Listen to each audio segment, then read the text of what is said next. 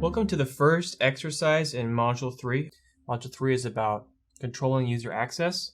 In this exercise, we'll take some simple steps to modify the permissions for an existing role. The role is going to be called Site Content Reviewer, and we're going to just simply edit that role so that it has additional permissions to edit and view.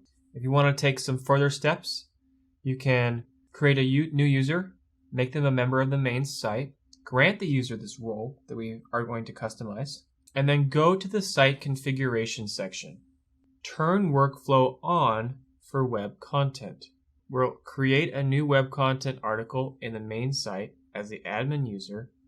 We'll log in as our new user to check for the notification from workflow. After that, we'll assign that web content to ourselves and edit it. What we're testing is, does this role now have this additional view and edit permission? If not, we won't be able to edit that web content. What I recommend is, before assigning the user this role, try and see if they get any notification and if they can edit the web content first, and then see the difference it makes once you assign them this custom role. The bonus part is pretty useful here, but let's go ahead and get started. So I'll head over to my browser. I'm currently logged in as James Murray. I'm going to log out and log back in as our system admin, Josiah Copeland. You've used user groups and organizations, all this stuff in Module 2. We'll take a look at the roles section now. Click on that. Now, where is our Site Content Reviewer? Do we see that? No. What's the problem?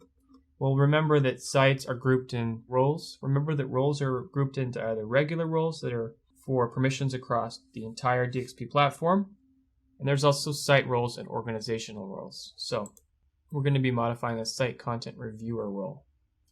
We're going to edit this role. So you might be confused. You think you should click on permissions, but that's not what we're looking for. What we are looking for is to actually click on Edit the Role, and then under here we'll have another tab that allows us to define permissions.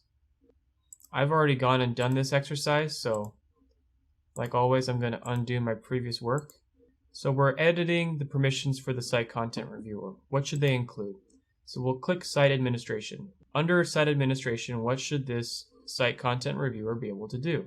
Because it makes sense that everything in a site permission or a site role would be related to site administration. To look for web content and blogs, we're going to go to Content and Data.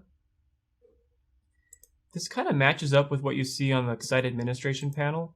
When you click on it, it matches up, right?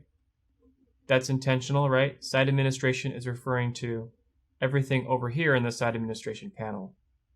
So all the same content and data that we see here, we're going to see over here as well.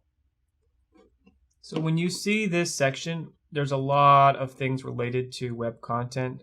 We have a view checkbox under general permissions. We're actually not referring to that here. When it says update web content permissions, we're actually talking about not even the web content, but specifically a web content article.